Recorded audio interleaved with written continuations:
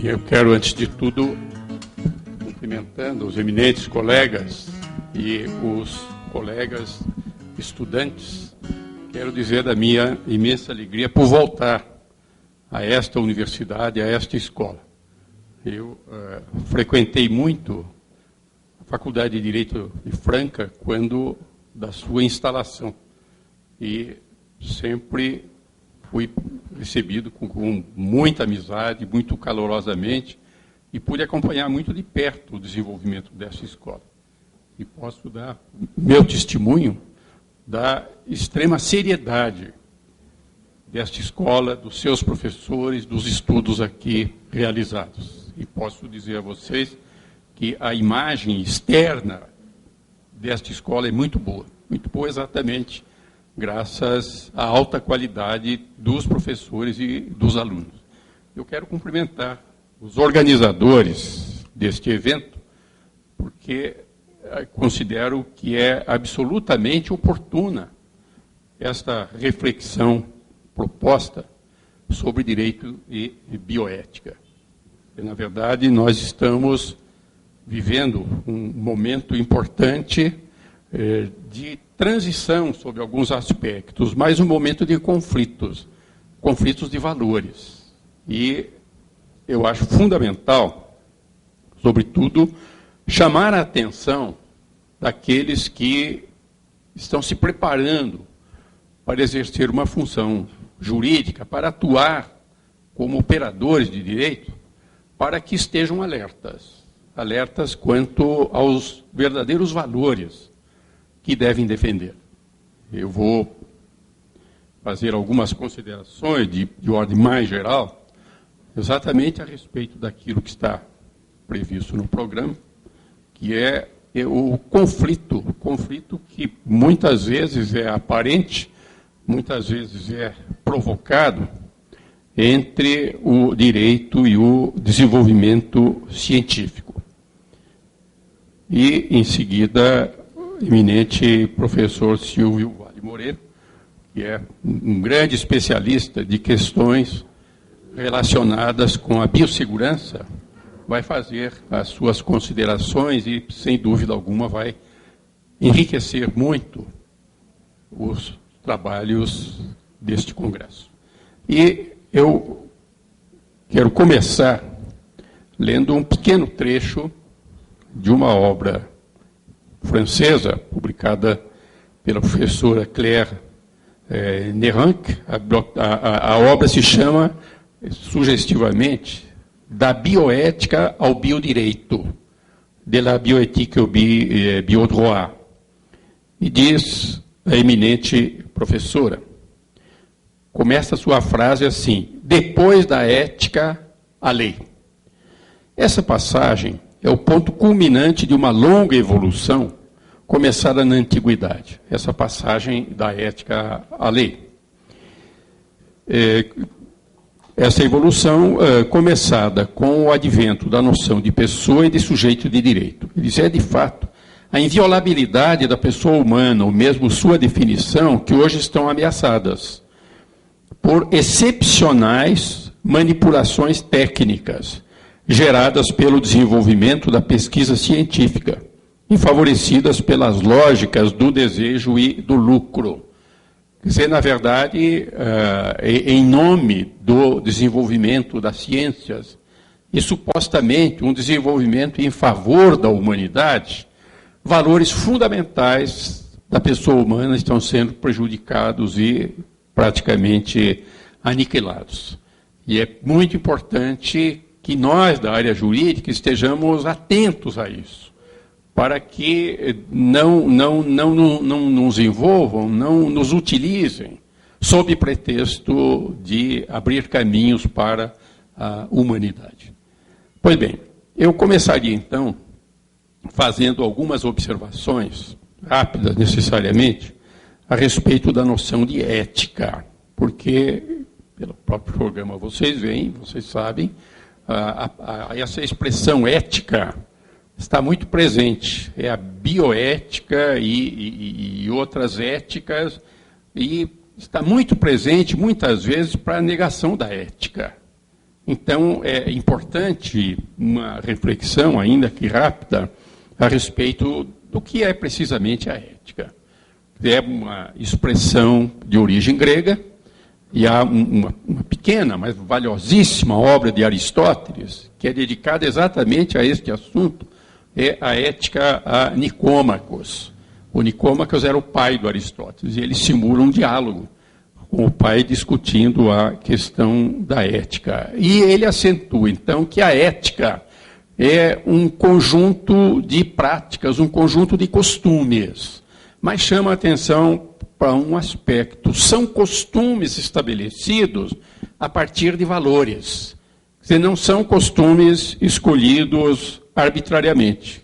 São costumes escolhidos a partir de valores. E é um dado curioso que, em grego, a palavra ethos tem os dois sentidos. Pode ser costume, mas pode ser caráter também. Então, é um costume, mas um costume que se formou, que se estabeleceu em função de valores. E já desde a Grécia Antiga, em vários autores, se afirma a necessidade da ética para a convivência humana, a afirmação de valores éticos fundamentais, e desde logo aparece a pessoa humana como o primeiro dos valores éticos. Este é um dado fundamental, essencial, que não pode ser esquecido. Quer dizer, a vida humana é essencial para a existência da pessoa, e a pessoa é o primeiro dos valores. Então, há uma ligação, e uma ligação que mais modernamente se fez, entre a pessoa, a vida e a saúde. Então, nós vamos verificar que na própria Constituição brasileira fica evidente esta verificação. Daqui a pouco eu volto ao assunto para lembrar que o conceito de saúde foi modernizado, foi revisto em função exatamente da sua ligação com o valor da pessoa humana. A par desta questão da ética, a ética ligada à pessoa, a ética ligada à vida humana, e aí lembraria que, assim como a ética significa o costume, significa o caráter, o bios significa a vida. Então, a bioética seria, ou deve ser, a ética relacionada com a vida. Então, daí a bioética. E eu volto também mais adiante ao assunto para chamar a atenção para o fato que há várias utilizações da expressão bioética. E, em nome da bioética, ou sob o rótulo da bioética, existem muitas práticas que são contrárias à ética. É uma contradição, mas isso está presente no mundo de hoje. A par disto, acrescento mais um dado que é fundamental, que também faz esta ligação, que é uma associação estreita entre a ética e o direito. Há até aspectos muito curiosos, muito interessantes, e isso a gente já verifica desde a antiguidade grega, depois vai verificar em vários outros momentos da história da humanidade. Quer dizer, verifica isso, por exemplo, na Idade Média, quando Santo Tomás de Aquino vai sustentar a existência dos direitos naturais, o respeito dos direitos naturais como uma exigência ética.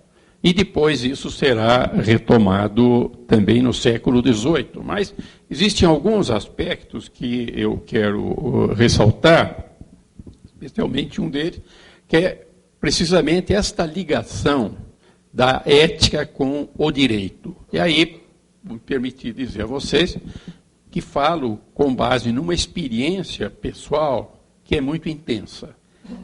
Há muitos anos eu atuo na defesa de direitos humanos.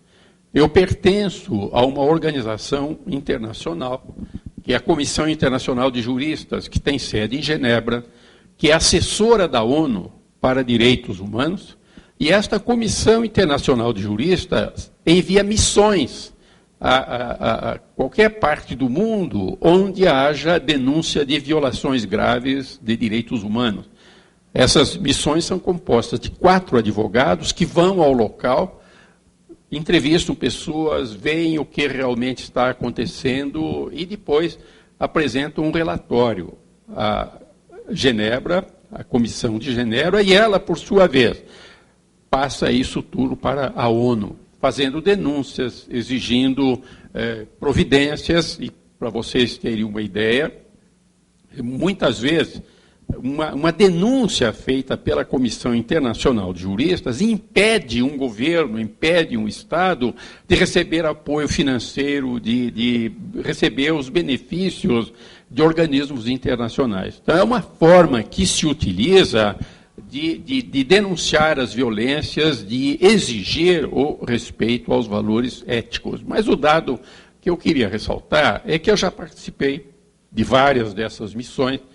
Por exemplo, eu chefiei uma missão ao Caxemira, ou a Caxemira, que é uma região do norte da Índia, uma região que estava em tremendo conflito, e lá se misturam conflitos étnicos, conflito religioso, e lá está presente o hinduísmo, mas está presente também o islamismo, e eu pude verificar situações tremendas de violações de direitos, de agressões à dignidade humana, agressões à ética.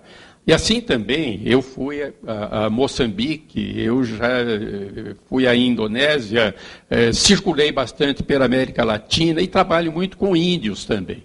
Índios brasileiros e índios estrangeiros. Há mais de 20 anos que eu tenho um relacionamento muito estreito com índios. Eu costumo fazer, eu posso não parecer, mas eu sou índio, porque eu ganhei o título de membro honorário de 2 tribos brasileiras. Eu sou Saterê Mauê, que é uma tribo da Amazônia, mas eu sou também dos Gaviões da Montanha, que é lá do Pará, graças a esse relacionamento e a esta verificação local da situação. Mas o dado que eu queria ressaltar, dizendo tudo isto, é que, percorrendo o mundo, sem exagero o mundo, porque eu tive contato, inclusive, com índios australianos e da América do Norte. Um dado eu verifiquei de fato, no contato direto, é que a vida humana é reconhecida como um valor em todas as culturas. Não há nenhuma cultura que permita eliminar a vida do outro sem qualquer represália, sem qualquer punição. E, na verdade, a eliminação da vida do outro já foi uma criação de distorções das chamadas civilizações. Porque os povos, na sua pureza, na sua espontaneidade, reconhecem a vida como um valor ético. Um valor ético, algo que deve fazer parte dos costumes. E, por isso, a vida é reconhecida como um direito. Então, são alguns dados muito importantes que precisam ser conhecidos, devem ser sempre lembrados, porque isso está ligado à noção de ética, a ética fundamental da pessoa humana, das relações humanas, e está ligado também à noção básica de direito. E assim, em relação à vida e também em relação a outros valores fundamentais, nós verificamos esta aproximação necessária entre ética e direito. Sim, por exemplo, a noção de justiça.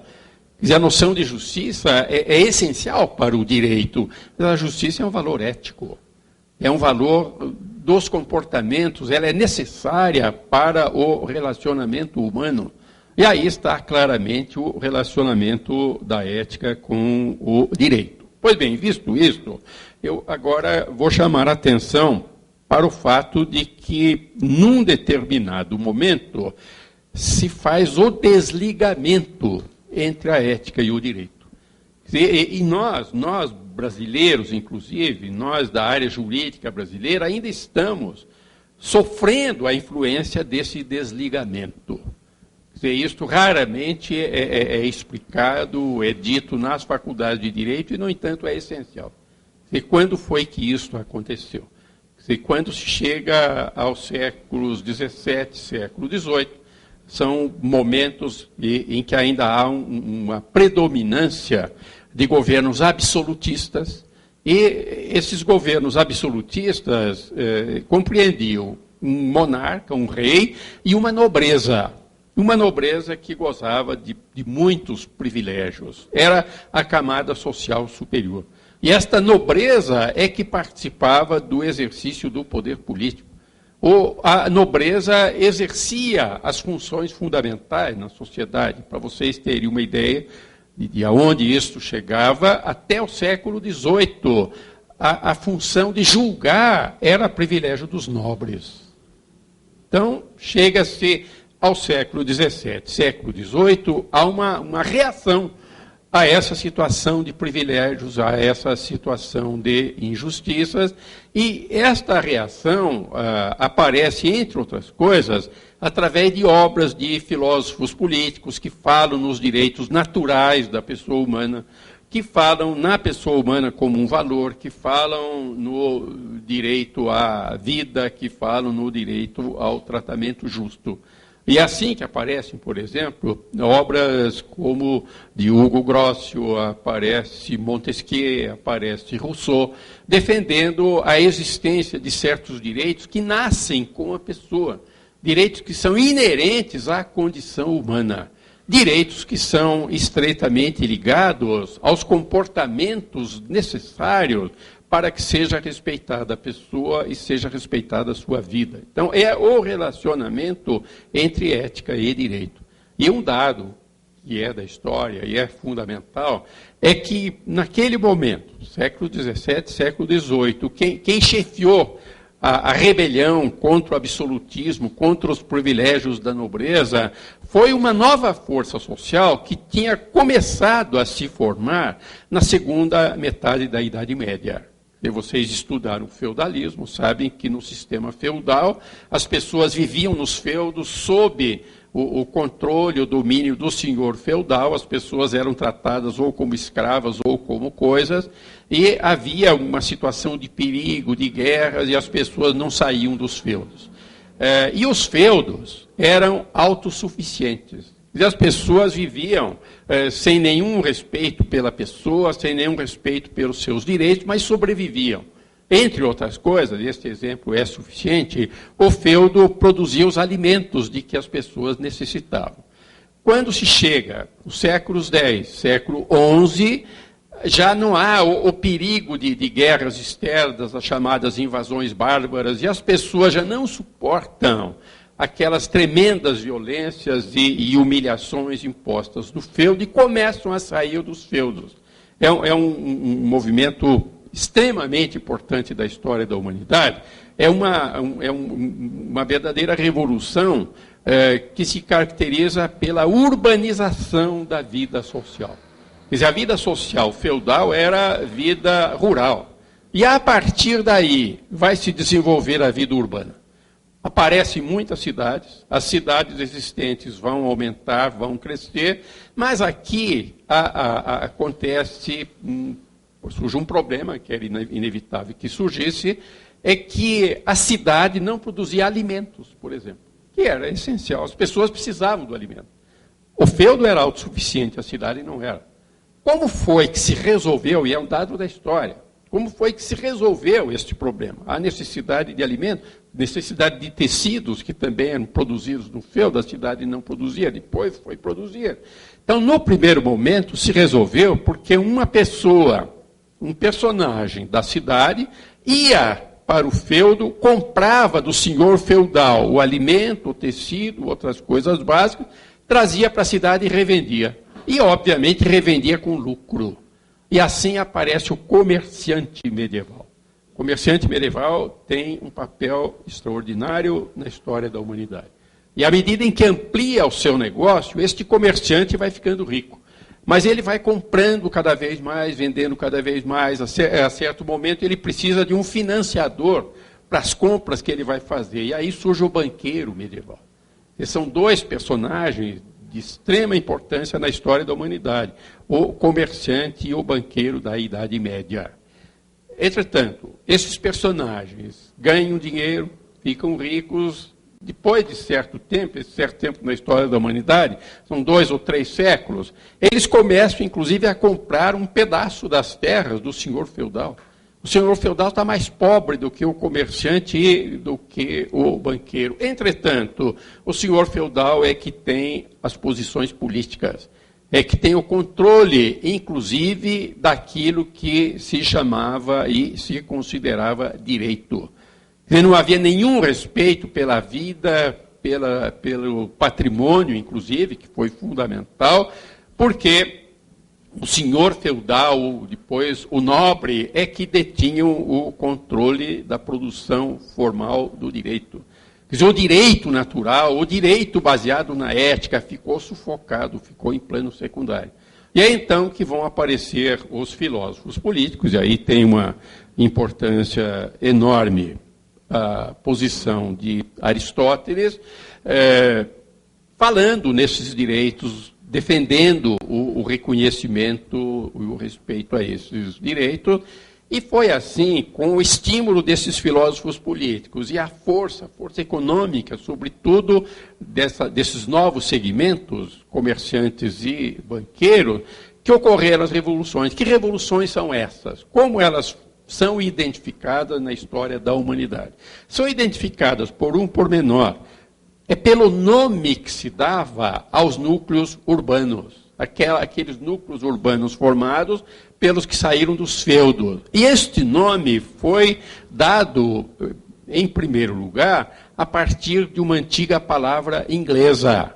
A palavra inglesa era o borough, que identificava o núcleo urbano. E esse borough foi que gerou para o francês a palavra bourg.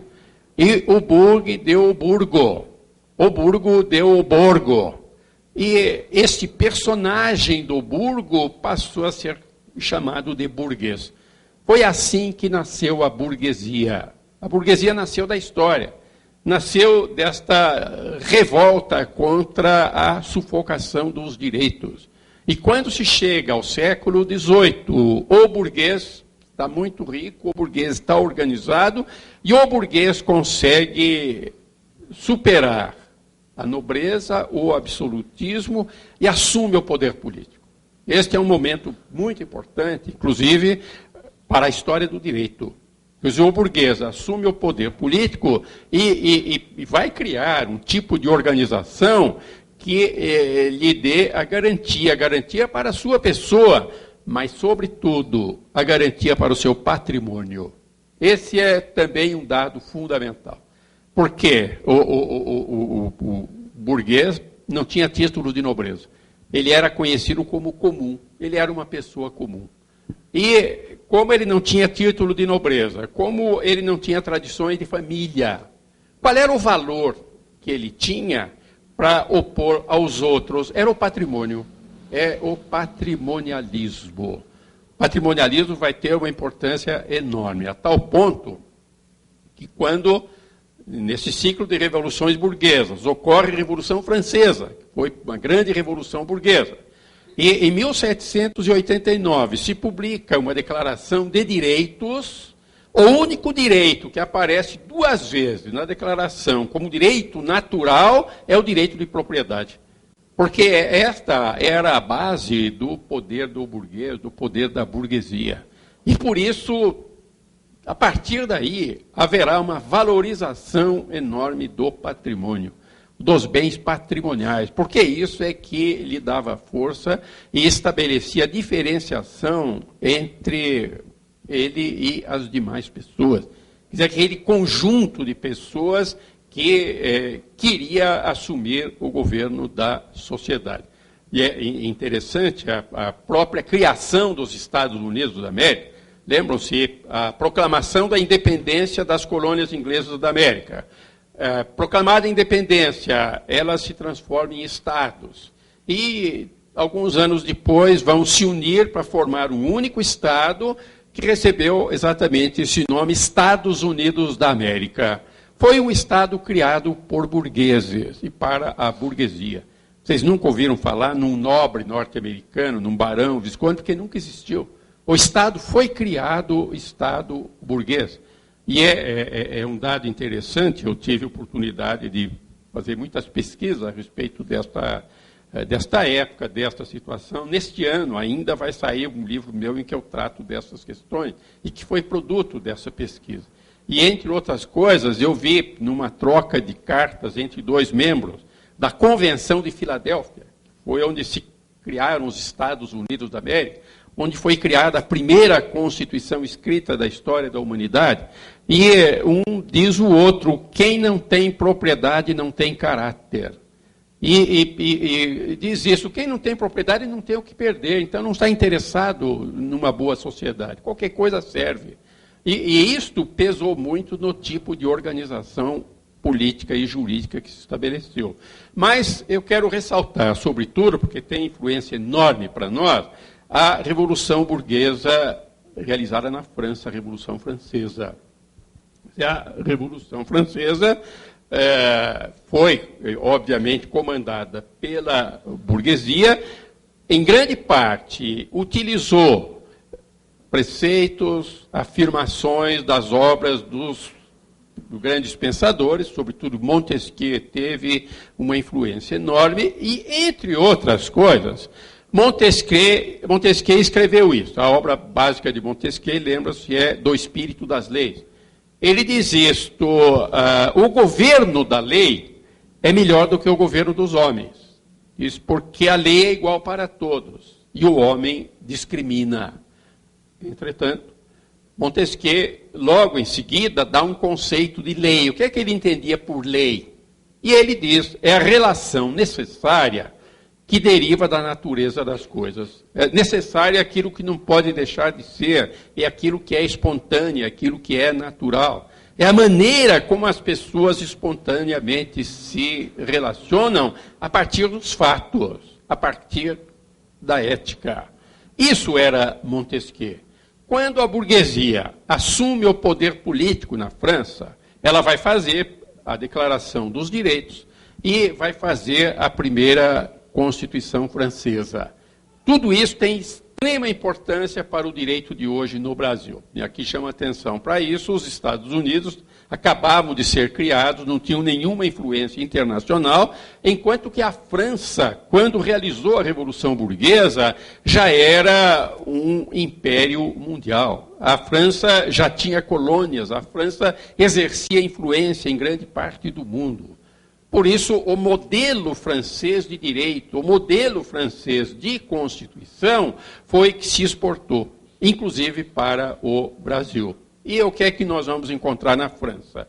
A Declaração dos Direitos, que muito significativamente vai ter um nome que já chama atenção para alguma coisa. Qual foi o nome da Declaração de 1789? Declaração dos Direitos do Homem e do Cidadão. Do homem e do cidadão. E naquele momento, era um momento revolucionário, a maioria dos membros da Assembleia Francesa eram burgueses, mas havia também um pequeno número de mulheres, eram mulheres que exerciam liderança, e havia também um pequeno número de operários.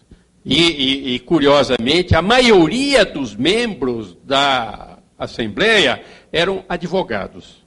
Pois bem, a Assembleia aprova a Declaração dos Direitos da Mulher e do Homem e do Cidadão, e uma mulher presente à Assembleia ficou indignada, dizendo, mas isso é discriminatório.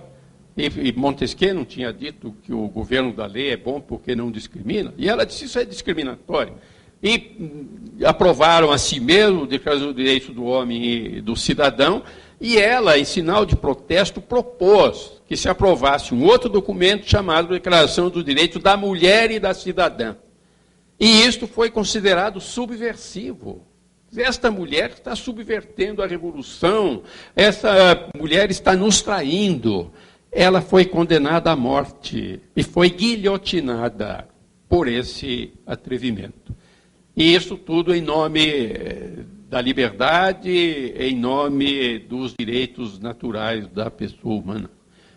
Outro dado que é muito importante também, já na Organização dos Estados Unidos da América, na Convenção de Filadélfia, havia se discutido a hipótese de uma declaração de direitos. E aqui também eu encontrei um documento interessante em que um convencional diz a outro, estão querendo fazer aí uma declaração dizendo que a liberdade é um direito natural da pessoa humana.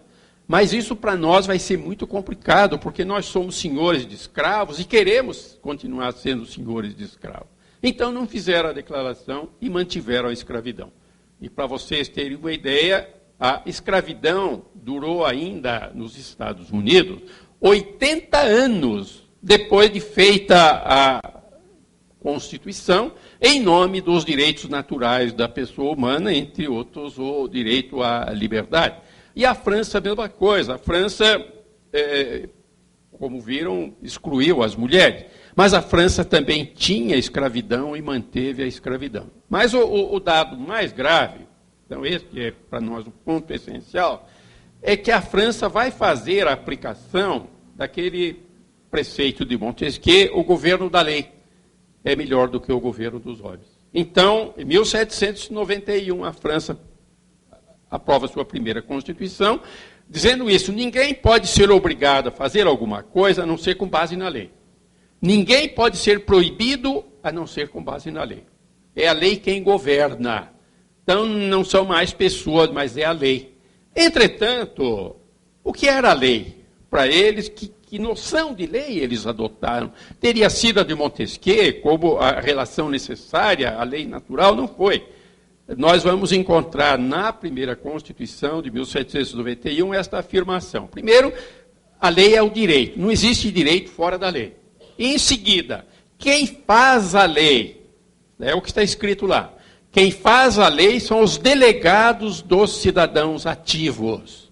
Delegados dos cidadãos ativos. Então, a lei era fabricada.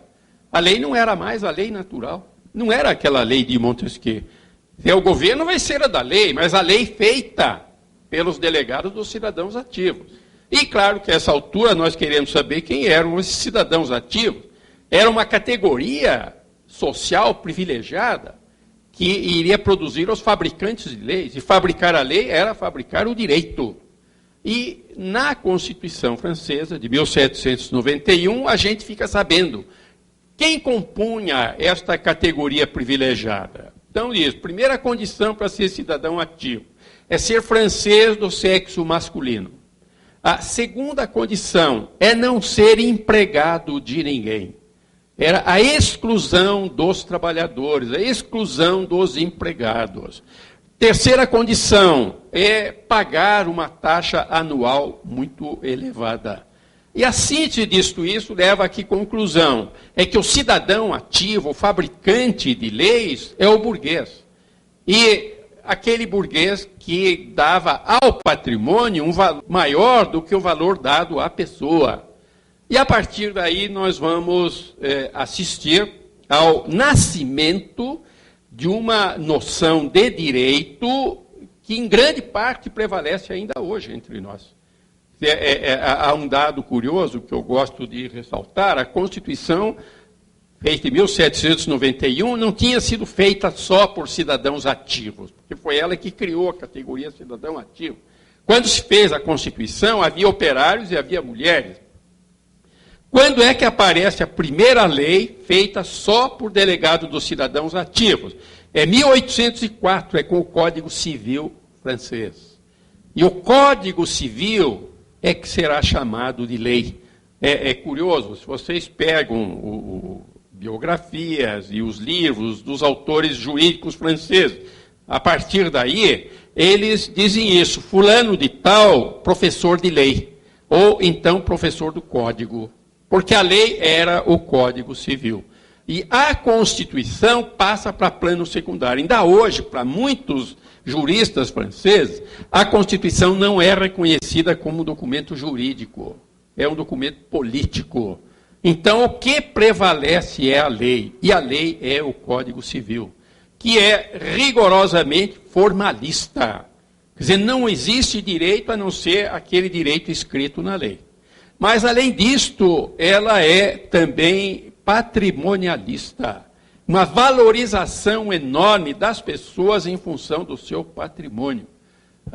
Vejam que, durante muito tempo, a mulher foi excluída do direito de sucessão para não dividir o patrimônio.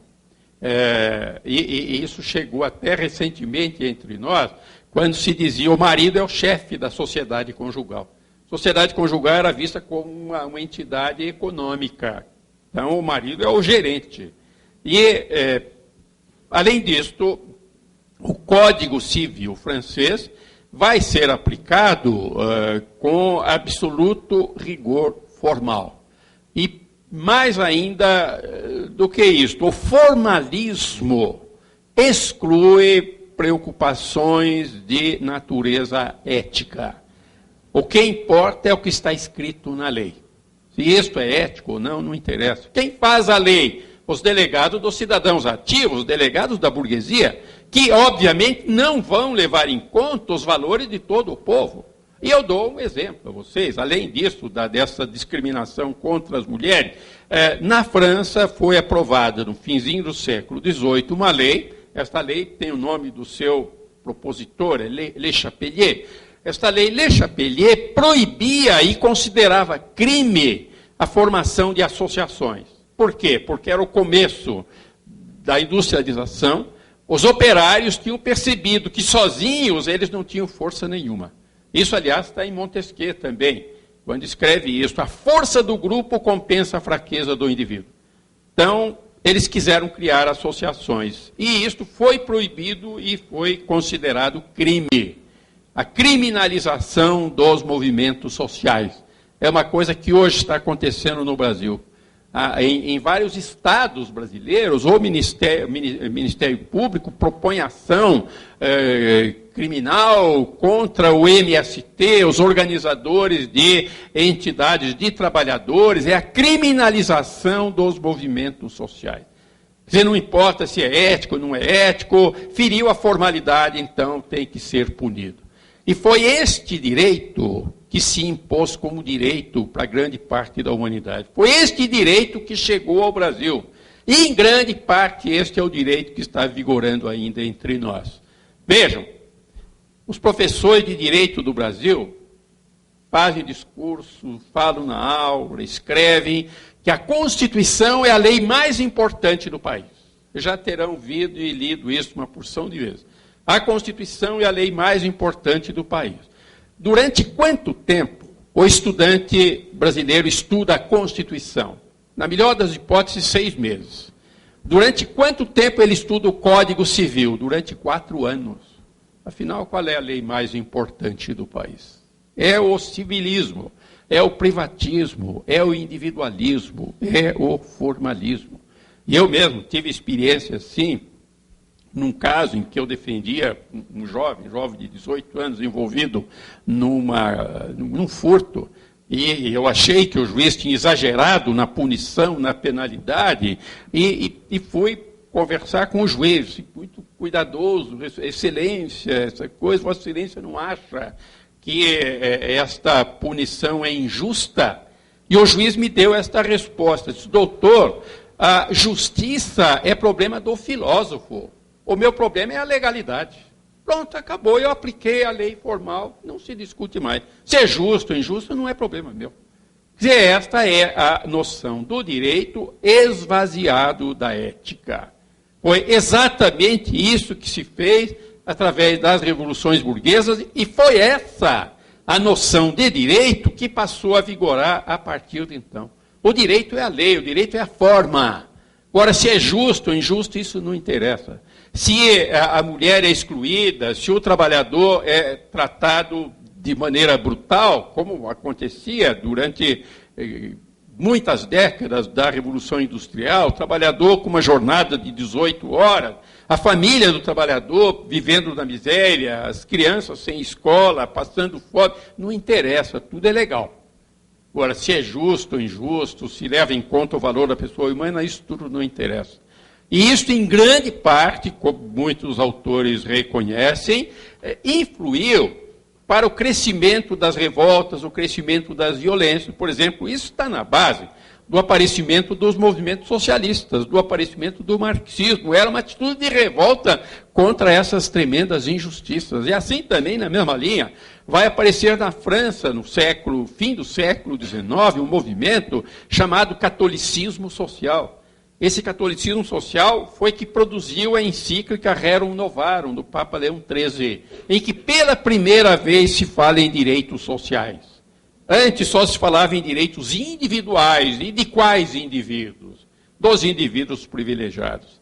Ninguém cuidava, ninguém protegia direitos individuais do trabalhador e do pobre, ou mesmo da mulher, a não ser da mulher da família do burguês. Mas, na verdade, era uma visão formalista e, sobretudo, este é o meu ponto essencial, é a ética. A ética foi expulsa do mundo do direito. Vem depois do século XX, 2 guerras mundiais, especialmente a Segunda Guerra Mundial, chamou muita atenção para esse aspecto. Quer dizer, uma prática de violências brutais contra a pessoa humana. De muita coisa nós temos hoje informação, pelo que se revelou depois, sim, por exemplo, experiência com os seres humanos em campos de concentração, experiências científicas. E o ser humano tratado como cobaia ou como uma coisa. E outras violências, e a grande violência no final da Segunda Guerra Mundial, o uso da bomba atômica no Japão, em 2 cidades, Hiroshima e Nagasaki. Eu estive lá, eu fui a Nagasaki, vi os sinais. É também de uma brutalidade tremenda. Quer dizer, a bomba atômica põe fogo, derrete as pessoas, derrete os metais, e a bomba atômica foi atirada quando a guerra estava praticamente acabada. Mas os cientistas queriam fazer experiência, queriam saber exatamente qual era o potencial, o que é que produzia a explosão atômica. Porque antes se havia dito que o átomo era a menor porção da matéria, aí vem um cientista, não, eu consigo explodir o átomo. E explode o átomo e joga a bomba atômica, mata milhões de pessoas, para fazer um teste científico. E, então, depois disso tudo, com base nesses acontecimentos, para que isto não se repetisse mais, porque disse, se isto não for contido, a humanidade vai se autodestruir. Foi por isto que se criou a ONU, Organização das Nações Unidas, em 1948. A ONU publicou uma Declaração Universal de Direitos. E é curioso, um fato acontecido. Lembram-se que na França, em 1789, estava lá uma mulher que propôs a Declaração dos Direitos da Mulher e da Cidadã e foi guilhotinada. E em 1948, quando se disse vamos fazer uma declaração de direitos, uma nova declaração de direitos, então inspirada na ética, estava lá a delegação francesa que disse, não, vamos também dar o nome de Declaração dos Direitos do Homem e do Cidadão, em homenagem ao antecedente francês. Mas estava lá uma mulher dos Estados Unidos, que era a viúva do presidente Franklin Roosevelt, Eleanor Roosevelt, uma mulher extraordinária, que era da delegação dos Estados Unidos. E Eleanor Roosevelt disse, nada de Declaração dos Direitos do Homem, não. É Declaração dos Direitos dos Seres Humanos. E a expressão inglesa Human Rights, direitos humanos. Eu insisto muito nisso, dizer a vocês, eu tenho muita ligação com a França, dei aula lá durante muitos anos, e não dou folga para os meus colegas franceses. Porque muito professor francês ainda insiste em chamar a nova declaração de Declaração dos Direitos do Homem. Vocês vão ver isso nos livros, Declaração des Droits de l'Homme. Isso está errado. Declaração dos Direitos do Homem era do século XVIII. Aqui é a Declaração dos Direitos Humanos, Human Rights. É essencial o respeito a essa designação, pelo que ela expressa, porque ela já sugere o conteúdo. E o artigo 1º da declaração não deixa qualquer dúvida, dizendo isso, todos os seres humanos, e não há discriminação possível, todos os seres humanos nascem livres e iguais em dignidade e direitos. Todos os seres humanos, sem qualquer discriminação. Não importa se homem ou mulher, não importa a cor da pele, nome de família, patrimônio familiar, não importa. É um ser humano, tem exatamente o mesmo valor essencial do outro ser humano, tem exatamente a mesma dignidade essencial, tem os mesmos direitos naturais. Isto é fundamental, porque é a partir daí que se vai rever a própria noção de direito, como se reviu também a noção de Constituição. É a reposição da ética no mundo do direito. E então começa, na verdade, uma nova fase na história da humanidade. Se há uma renovação dos direitos, surgem novas constituições, e a ONU faz a declaração dos direitos fundamentais da pessoa humana, e daí a pouco, para dar eficácia a essa afirmação dos direitos, vai preparar um pacto de direitos humanos. Pacto aí tem o sentido de um tratado multilateral. Então, de que muitos estados participam, pacto de direitos humanos. E aí vai haver uma divisão, que também tem muita importância prática, inclusive no Brasil. Por quê? Porque os estados capitalistas, os continuadores da burguesia, vão dizer, olha, o que interessa são os direitos civis e políticos. Então, direitos civis é o direito à vida, o direito de livre expressão, o direito de propriedade, o direito de fazer negócio, de não sofrer qualquer interferência do Estado, do poder público. Então, todos têm esse direito.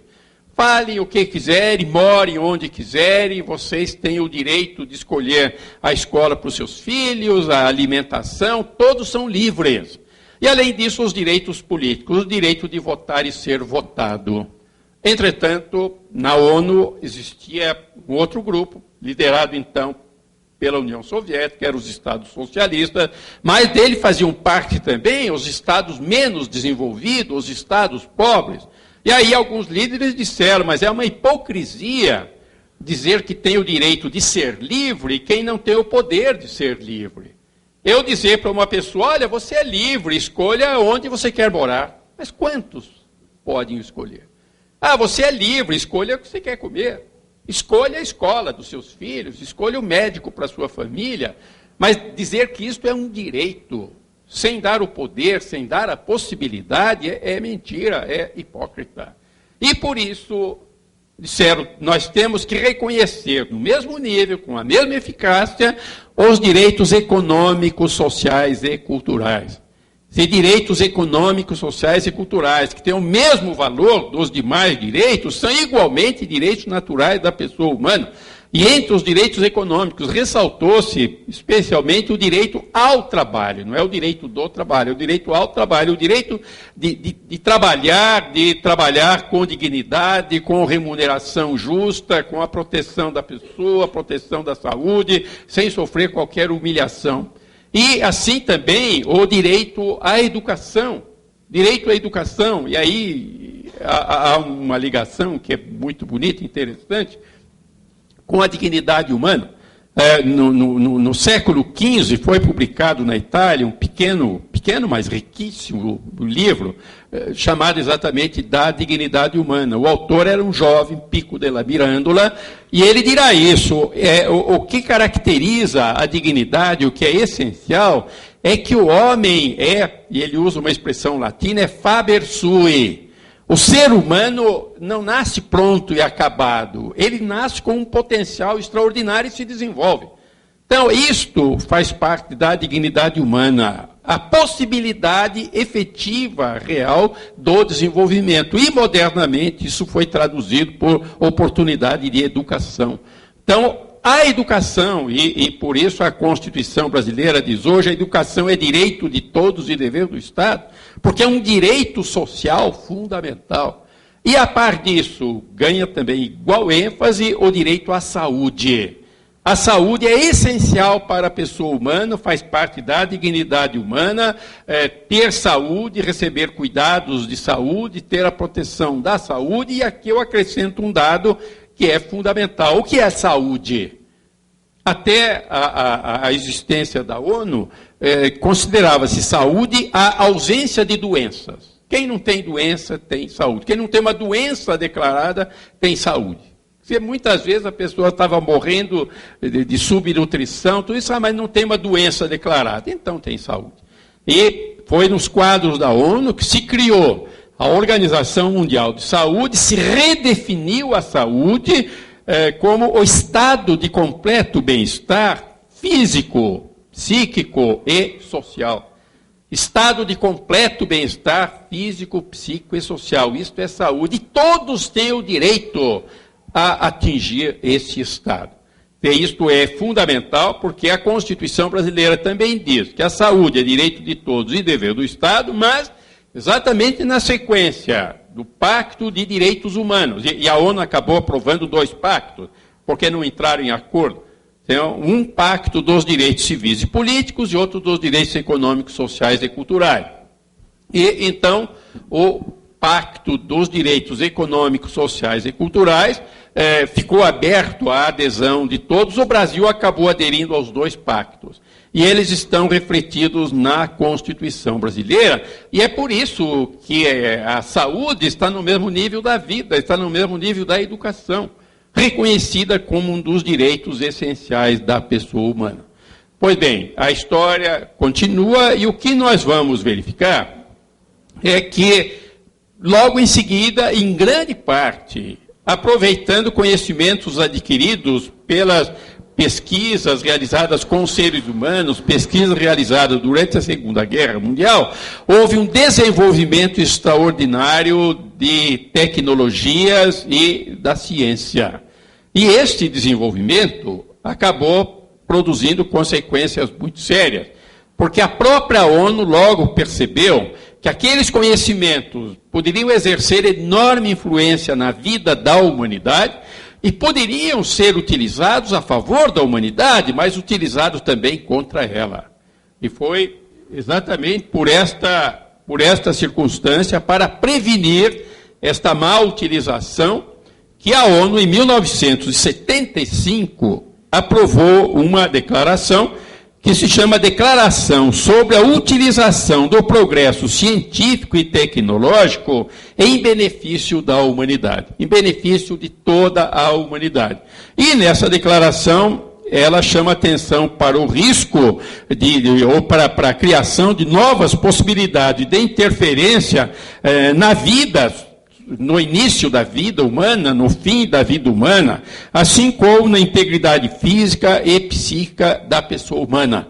Então, faz essa declaração, chama a necessidade, chama atenção para a necessidade de um comportamento ético na utilização dos novos conhecimentos, na utilização da nova tecnologia. Entretanto, o que nós vamos verificar é que daí a pouco vão ocorrer aquelas distorções que a ONU temia.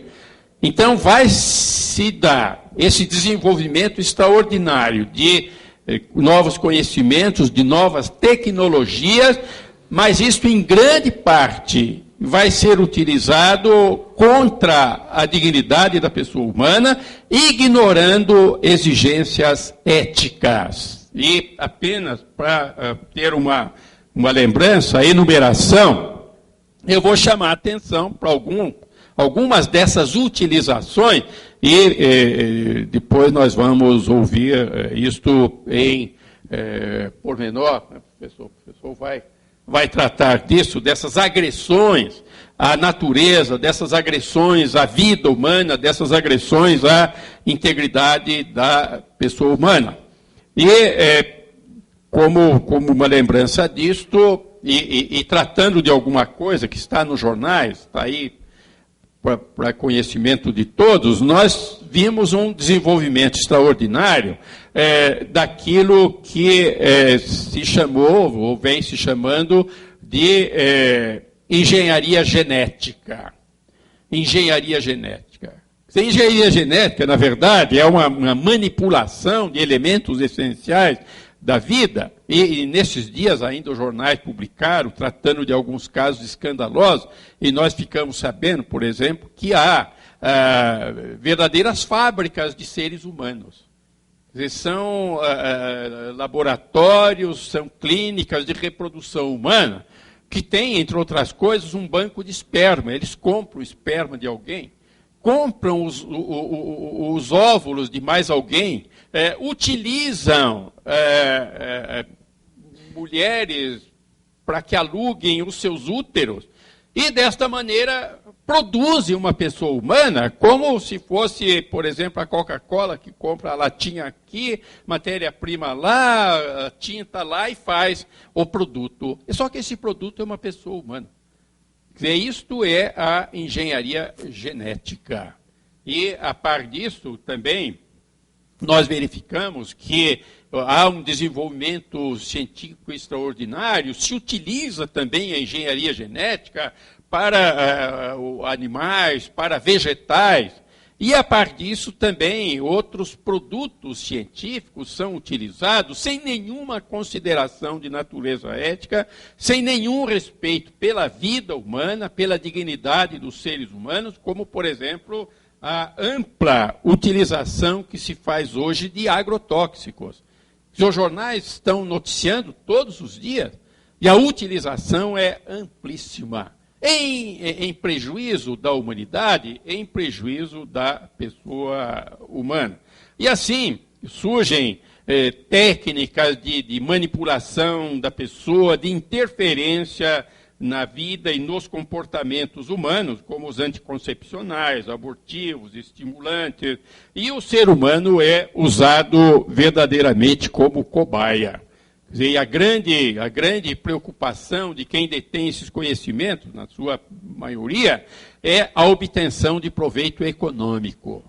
Então, aqui é que nós vamos ver o aparecimento de algumas novas expressões, e era a esse ponto que eu queria chegar, que é muito perigoso, são armadilhas que estão sendo colocadas, quer dizer, o aparecimento de novas expressões, como se fossem, assim, por sua vez, a expressão de uma criação, de uma inovação, de uma modernização. E para isso é que eu chamo a atenção de vocês, cuidado com essas armadilhas.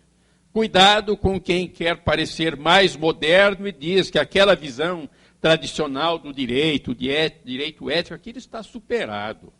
E então nós vamos assistir, inclusive, ao aparecimento de novos vocábulos, e aí é que vai aparecer a bioética. Quer dizer, a bioética aqui, em princípio, é a ética da vida. Só que muitos que falam em bioética atuam contra a ética. É uma bioética sem ética, então que bioética é esta? E assim, também se chegou ao próprio biodireito. Eu tenho participado de muitas discussões em torno disso e verificando quanta manipulação se faz da expressão ética. E para isso, então, eu quero alertá-los. Cuidado. O aparecimento da expressão ética não significa que haja uma preocupação de natureza ética. E eu quero, então, fazer referência aqui a uma observação extremamente interessante, feita por um médico francês, um geneticista de grande prestígio, Axel Kahn, que num livro em que ele estuda essas questões e diz, bom, e o ser humano nisso tudo onde fica? Mostrando isso, que esses conhecimentos são utilizados para produzir lucro. Agora, o que isso significa em termos de dignidade humana, de valores humanos, não interessa. E Axel Kahn diz isto. Outra restrição disfarçada à ética universal é a que teve nos Estados Unidos da América e hoje encontra seguidores em várias partes do mundo, usando o rótulo de eticismo. Se criou uma palavra, o eticismo e o eticista. Quer dizer, a ética não é mais a do povo, é do especialista. É ele que vai dizer, então, o que é a ética. Que seria equivalente, relativamente à ética, da fixação do politicamente correto. Ele que vai dizer o que é ético. Diz, a criação da profissão de eticista, à primeira vista, aparenta maior cuidado com a ética. Mas, na realidade, é uma forma sutil de aplicar o relativismo ético, simulando preocupação com a ética. E diz, então, Axel Kahn, depois de observar que foi nos Estados Unidos que se criou a profissão de eticista, que designa o profissional da ética, escolhido por estruturas acadêmicas, governamentais e industriais, para dar um atestado de boa qualidade a atividades que poderiam sofrer restrições à luz da ética universal, diz Axel Kahn. É importante que se faça cada vez mais o contrário, que as questões sejam submetidas ao debate pela cidadania, que não deve deixar de buscar a indispensável harmonização através do enfoque plural dos problemas éticos. Tomara que os poderes públicos e os que detêm poder de decisão no plano internacional meditem sobre esta advertência muito salutar contra a institucionalização generalizada pelo alto de um eticamente correto.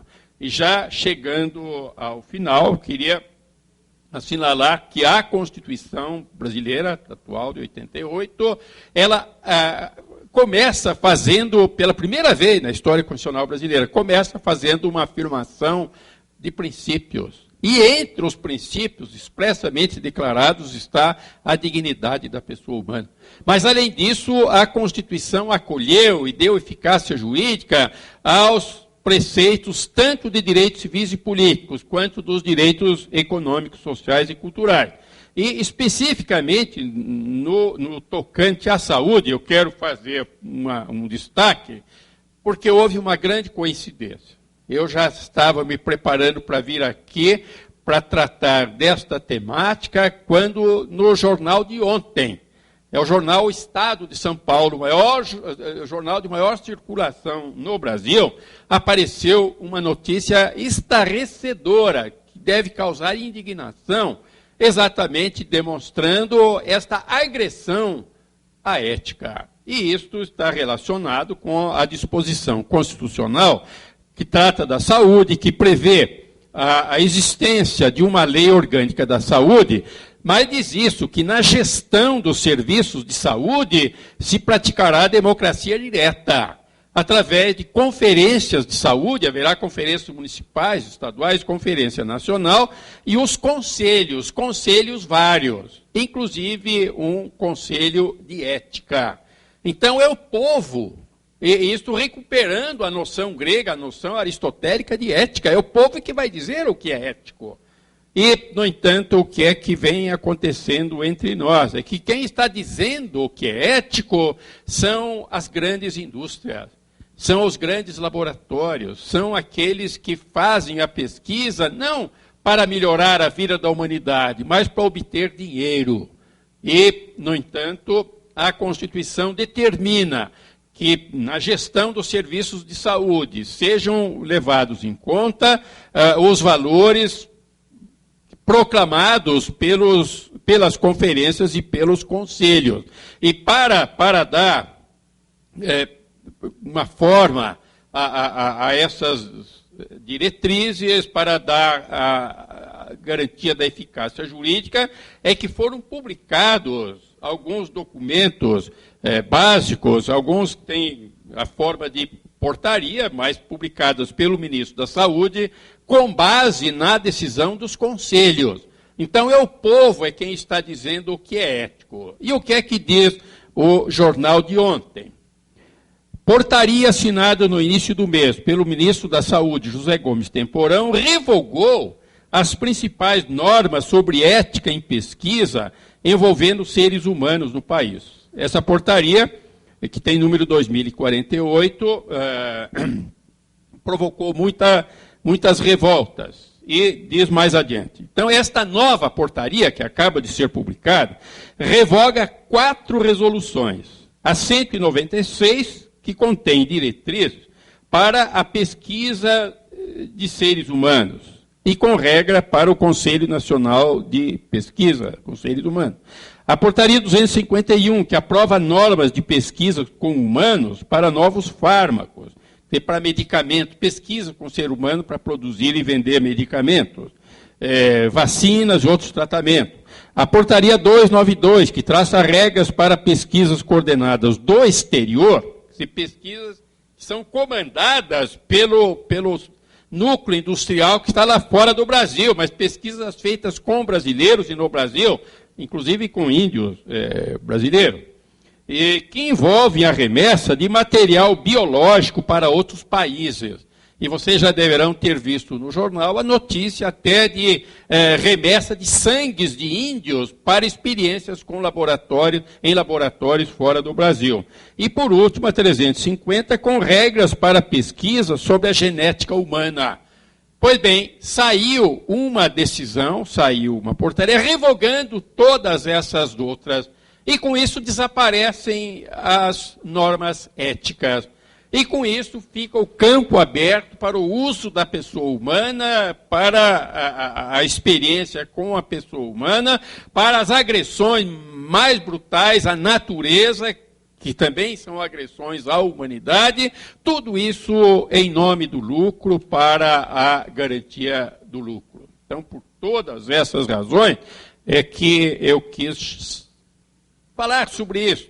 E falar sobre a responsabilidade de nós todos da área jurídica. Muitas e muitas vezes, e com muita frequência, o que acontece é que esta manipulação se faz com a ajuda de profissionais do direito. E, sem dúvida alguma, vejam, esta notícia aqui, e eu completo a notícia dizendo isto, que o ministro da Saúde disse, mas eu estou surpreendido, eu não assinei portaria contendo essas revogações. Foi um contrabando, alguém incluiu. Mas, obviamente, alguém da área jurídica. Alguém que sabe que este é o caminho, eu revogo essas portarias, e desaparecem as restrições, desaparecem as exigências de natureza ética. Então, é por isso que eu quis aproveitar esta oportunidade. Vejo que é uma coincidência, porque está no jornal de ontem, não fui eu que mandei publicar, chamando a atenção para isso. Realmente, nós da área jurídica, temos uma responsabilidade ética. Quer dizer, é dever de todos os profissionais do direito prestar atenção, sim, às inovações científicas e tecnológicas que afetem a vida e a saúde das pessoas. Quer dizer, não se quer com isso dizer que o profissional do direito deva ser um inimigo do progresso científico, um inimigo do processo tecnológico, como alguns até têm me acusado. Eu participei de uma reunião na USP em que estavam em discussões estas coisas, e quando eu disse isso, que o desenvolvimento científico tem limite na ética. Um dos pesquisadores que estava lá no auditório não se conformou e deu um grito. Logo se vê que é um advogado. Quer dizer, achando, está vendo? É um atrasado, é inimigo da ciência, do desenvolvimento tecnológico. E não é nada disso. É nosso dever ético. É o dever, primeiro, do jurista. Quer dizer, prestar atenção, sim, a esse desenvolvimento, mas para lhes dar o tratamento jurídico adequado. E o biodireito, que também vem na nova linguagem do jurista, assim como vem a bioética, vem o biodireito, ele pode ser visto como um campo interdisciplinar, que prioriza o conhecimento e aplicação de normas jurídicas relacionadas mais ou menos diretamente com a vida e a saúde. Mas o biodireito está sempre subordinado aos princípios constitucionais e ao conjunto de normas que visam a proteção integral da pessoa humana e de todas as pessoas humanas. Não importa se é índio, se é negro, se é criança, se é pobre, é uma pessoa humana, tem uma dignidade essencial. Eu não posso, em hipótese alguma, concordar em que se utilize uma pessoa, que se utilize a fragilidade, a fraqueza econômica, a fraqueza social de uma pessoa para que ela venda o seu corpo, ou um pedaço do seu corpo, ou até a sua vida mesmo, para que alguém ganhe dinheiro. Isso jamais deve ser admitido pelo profissional do direito. E eu concluiria, então, dizendo isso. O profissional do direito deve pautar a aplicação de seus conhecimentos jurídicos e o desempenho de suas funções pelo princípio de que a ética e o direito são inseparáveis, jamais colaborando por ação ou omissão para que, sob qualquer pretexto, sejam desrespeitados os valores fundamentais da pessoa humana. A pessoa humana é o primeiro dos valores éticos e o direito deve ser o instrumento eficaz para a proteção desse valor fundamental. Então, muito obrigado. Eu